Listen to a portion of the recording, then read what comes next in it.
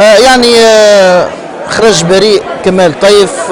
هذا يعني ما هيش مفاجأة كبيرة برشا. إذا كان ماخذين في عين الاعتبار أنه يعني القضية متاعه وقع تمريرها بثلاث يعني قضاة تحقيق كل مرة بسبة معينة. تعرفوا أنه آخر واحد فقط لأنه بالفعل قام بإعطاء مواقف يعني القاضي الأخير قبل الأخير، يعني فهمتني، اللي تفاعل ايجابيا وبدا يحقق بجديه في المساله، فكان ان وقع سحب القضيه منه وقد اخذت مدى طويل. اليوم بالفعل يعني انتكاسه جديده ومتجدده.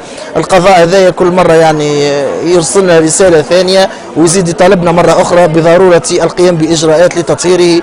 وقتاش يفيق رئيس المجلس الوطني التأسيسي باش يعدي قانون تطهير القضاء. نتمنى انه يتعدى وسنضغط في الايام القادمه في هذا المعنى.